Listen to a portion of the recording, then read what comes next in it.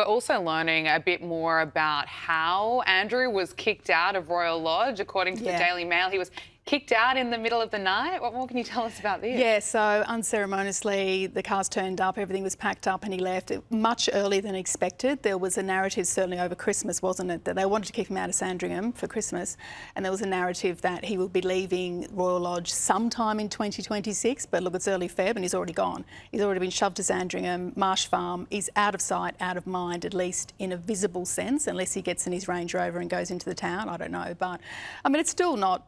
He's not, really slumming it. It's still a very luxurious environment he will be living in, but he's not royal adjacent, and that's what will really upset him, the fact that he can't be part of that scene anymore because, obviously if his mother had still been alive, he'd probably still be operating in that space. Well, Prince William and Princess Catherine have broken their silence after this series of fresh bombshell revelations about Andrew from the newly released Epstein files.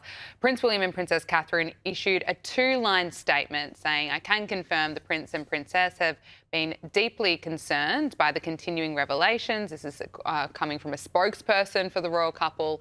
Continued to say their thoughts remain focused on the victims. What did you make of that statement? I thought it was great they mentioned the victims because that's been missing in my book from a lot of the royal narrative. But you find, I think, with Catherine and William, they always go straight to the victim line, which is what people want to hear. They want to see some sympathy and empathy for people who were trafficked by Epstein or caught up in his terrible, toxic world.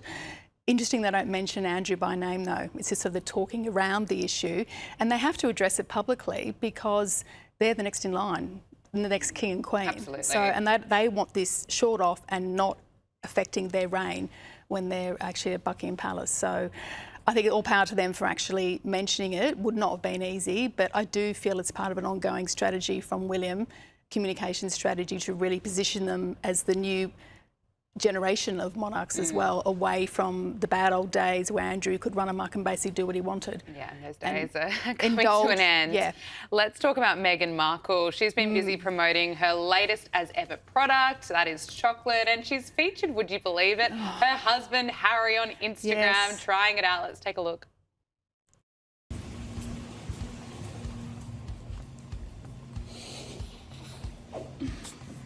Hello. Hello.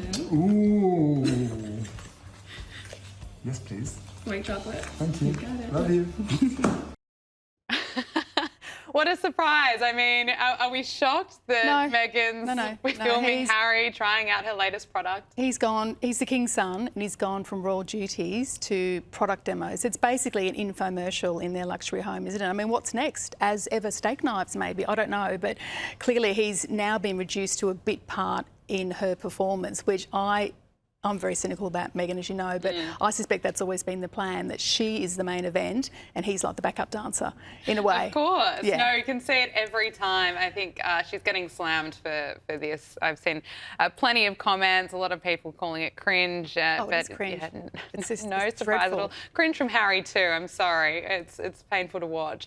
Finally, I want to get your thoughts on the Super Bowl. Yes, The hot new halftime romance show is dividing America. And yes, as you say, new romance. We've seen this new romance be made official. Kim Kardashian and Lewis Hamilton, they hard launched their relationship at the stadium, Louise. Well, that was exciting, wasn't it, to see that? But Kim doesn't do subtle romance reveals, does she? There's always a strategy behind it. I mean, beautiful hair and makeup, photographed by her photographer before she actually entered the stadium, etc. Look, Lewis Hamilton is an established Formula One star.